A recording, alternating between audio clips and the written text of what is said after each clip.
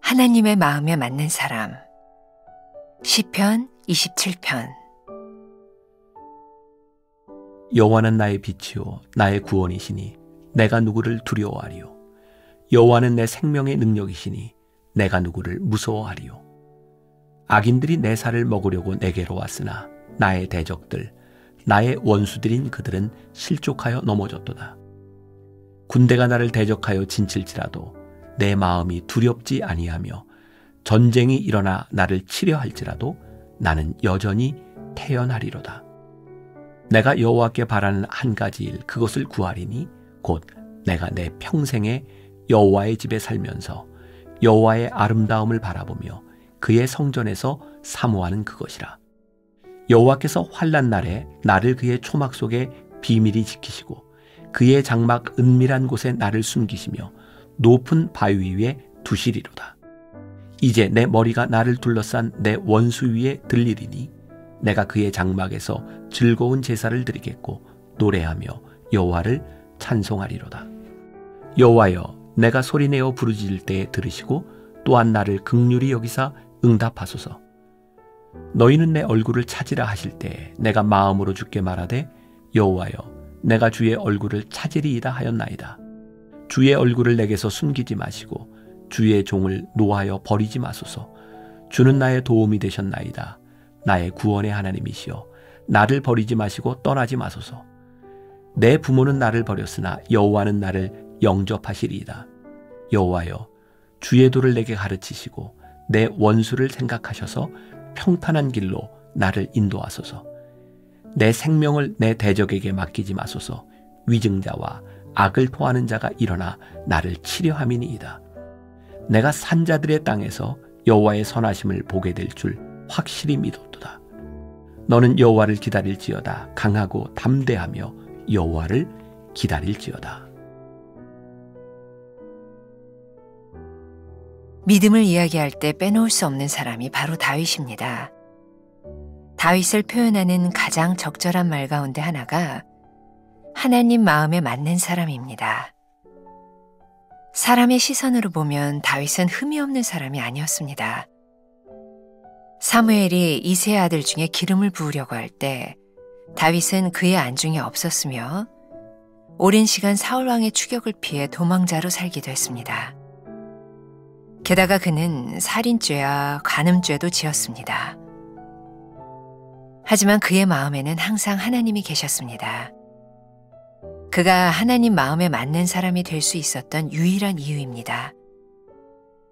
다윗은 어떤 상황에 있든지 자신이 하나님께 선택받은 사람이라는 사실을 잊지 않았습니다. 15년 동안 사울에게 쫓겨 목숨을 구걸하는 광야 생활에서도 믿음을 잃지 않았습니다.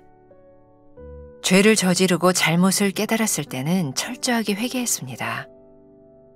고난의 연속이었지만 그의 삶은 순간순간 믿음을 연습하며 성장하는 시간이었습니다. 시편은 다윗의 믿음 고백입니다.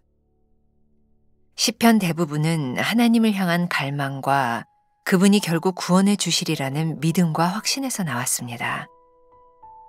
시편의 고백을 통해 우리는 다윗의 순종과 회개와 하나님을 의지하는 모습을 볼 수 있습니다. 다윗의 삶은 하나님의 이끄심에 대한 순종이었습니다. 믿음은 주변 상황에 따라 좌우되는 것이 아닙니다. 단지 그 상황 가운데 우리 마음에 무엇이 있느냐가 중요합니다. 우리 삶의 현장은 믿음으로 살아가기에 최적의 장소와 시간이 아닐 수도 있습니다. 다윗과 같은 큰 고난이 아니더라도 일상 가운데 수많은 고난과 유혹이 찾아옵니다. 오히려 믿음을 연습하기에 버거운 광야일 수도 있습니다. 하지만 상황보다 더 중요한 것은 우리가 하나님 안에 있느냐는 것입니다.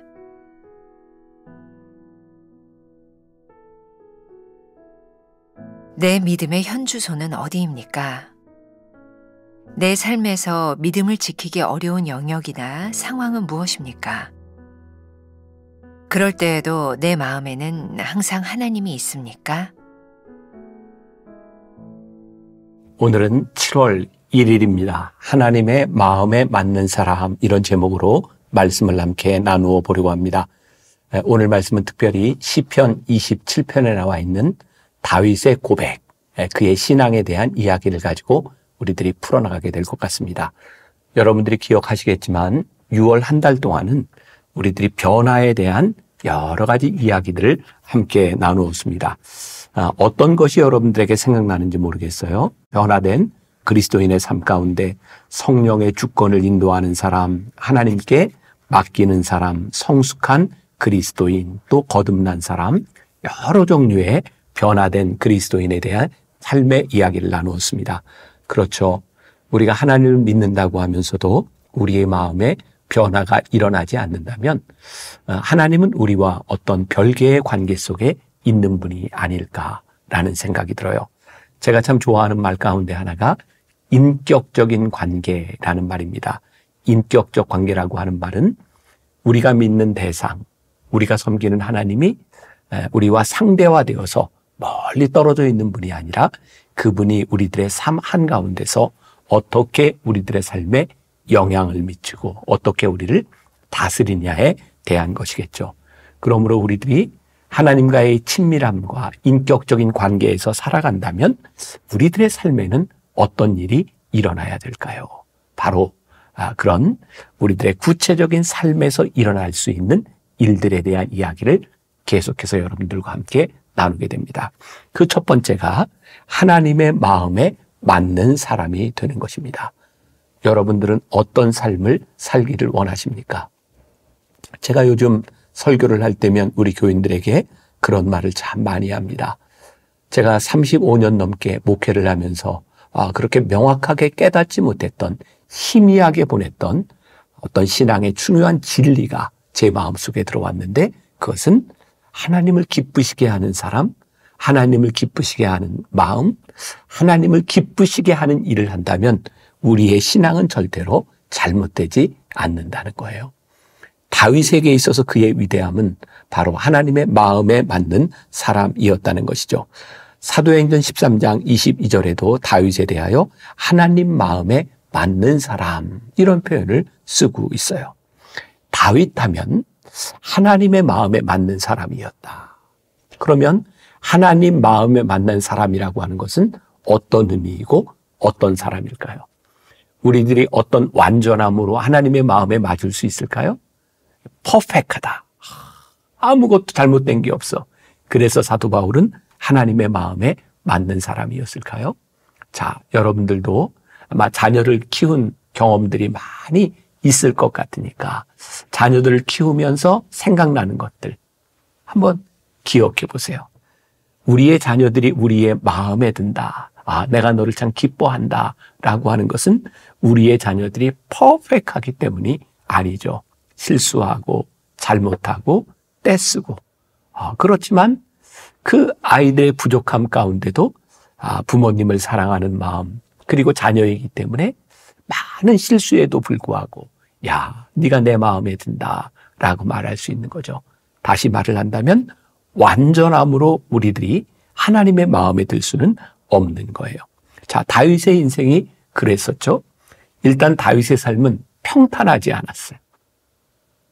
15년 넘게 사울 왕의 협박, 죽이려고 하는 그를 피해 도망다니는 그런 사람이었고, 근데 다윗은 그 어려운 상황 가운데서 하나님을 잃지 않는 사람이었어요.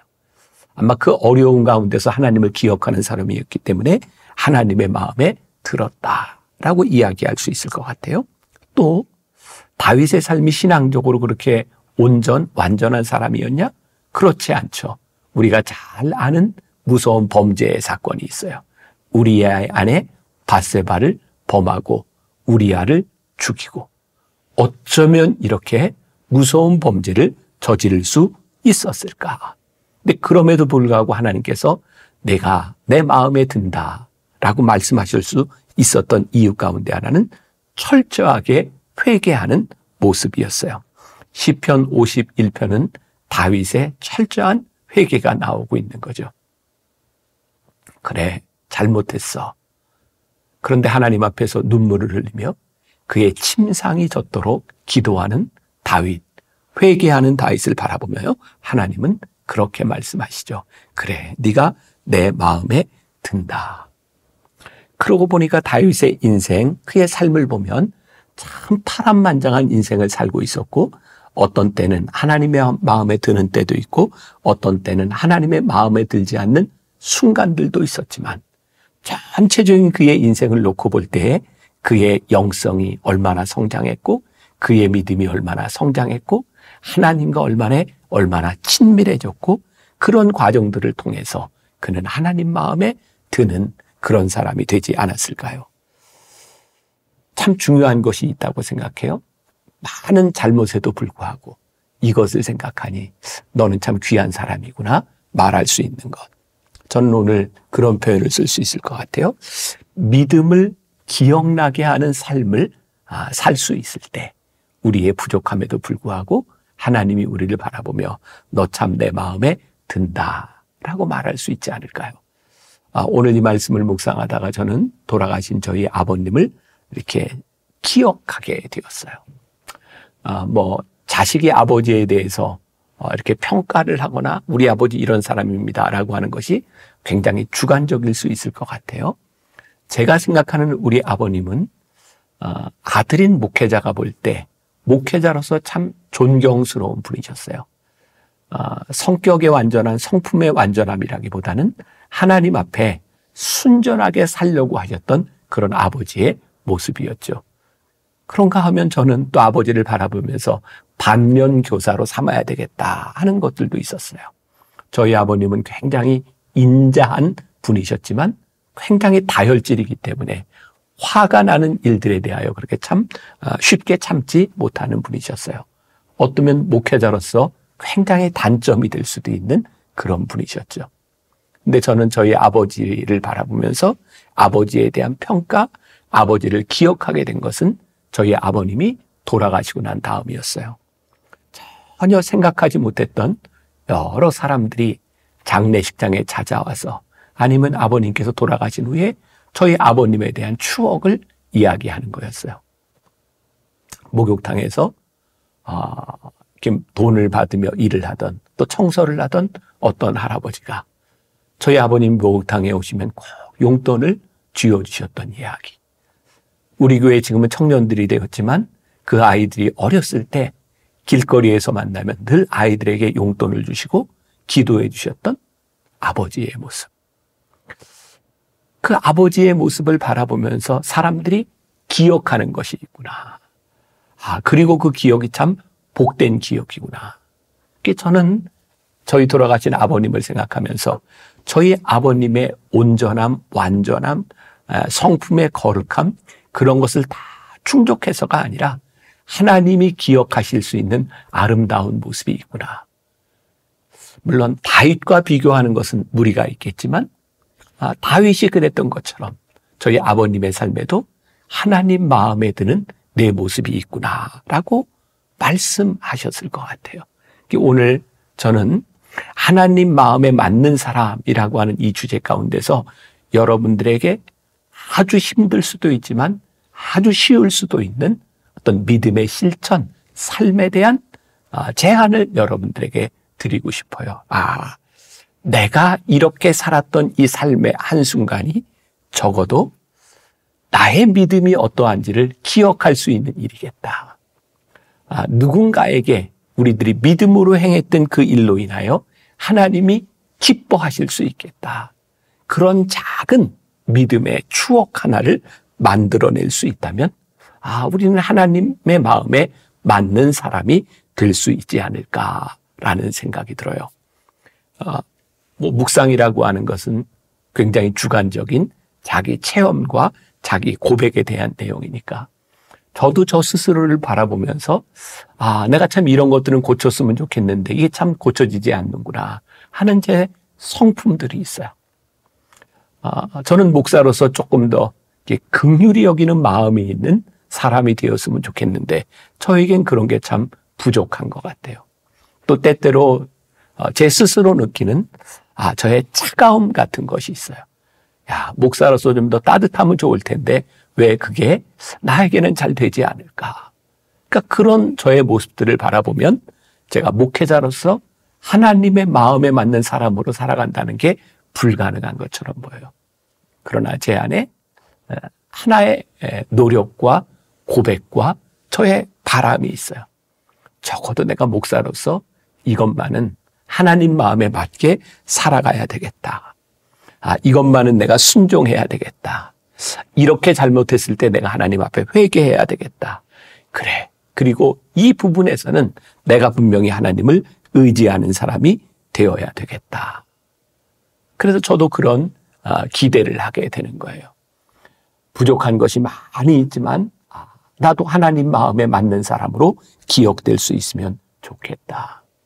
다윗의 파란만장한 인생 가운데서 그를 바라볼 때 하나님 마음에 맞는 사람이라고 했던 그 다윗처럼 우리도 그렇게 살아갈 수 있지 않을까.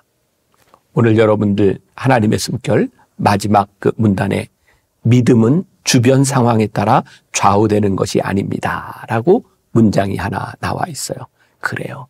믿음은 우리들이 하나님 마음에 드는 맞는 삶을 살아간다고 하는 것은 주변 환경에 좌우되는 것이 아니라 그 환경 가운데서 우리의 마음이 무엇이냐가 중요한 것이겠죠. 성품에 대한 이야기와 연결해서 본다면 우리가 참 부족하고 우리 안에 참 좋지 않는 성품이 있음에도 불구하고 성품대로 끝나는 것이 아니라 믿음 때문에 우리들이 내가 가지고 있는 본질적인 본성적인 내 성품 안에서 우리들이 어떤 삶을 살아갈 수 있느냐. 어떤 상황보다도 중요한 것은 우리가 하나님 안에 있는 것이 분명하냐를 우리들이 인식할 수 있을 때 우리가 하나님 마음에 맞는 삶을 살아갈 수 있지 않을까요? 박지웅 목사가 쓴 믿음의 눈을 뜨라라고 하는 책에 능력은 친밀함에서 온다라는 제목의 글이 있습니다. 자, 여기에 어떤 인간도 두려워하지 않았던 한 사람이 누워있다. 스코틀랜드의 위대한 종교개혁가 존 낙스의 묘비에 새겨진 글이다. 얼마나 멋있는 글인가. 나는 존 낙스가 천성적으로 강심장인 줄 알았다. 하지만 궁금한 마음에 그의 전기를 읽고 난 뒤 그가 특별한 강심장을 지녔던 것이 아니라는 사실을 알았다. 그는 그야말로 너무나 평범한 사람이었다. 그가 사람을 두려워하지 않았던 것은 오직 하나님을 정말로 두려워했기 때문이다. 하나님을 두려워하면 사람을 두려워하지 않게 된다. 하나님을 의식하면 사람을 의식하지 않게 된다. 하나님 마음에 맞는 사람이라고 하는 것은 우리가 어떤 사람이든지 어떤 환경에 있든지 우리가 하나님 안에서 하나님을 의식하는 사람이 되는 것이죠. 오늘 여러분들에게 그런 믿음의 도전을 드리고 싶습니다. 하나님 마음에 맞는 사람으로 살아가는 하루. 어떤 환경에 있든지 우리들에게 무슨 일이 일어났든지 우리가 하나님 안에 있다는 것만은 분명히 확신하고 살아갈 수 있는 하루가 될 수 있기를 주님의 이름으로 간절히 축원합니다. 기도하겠습니다.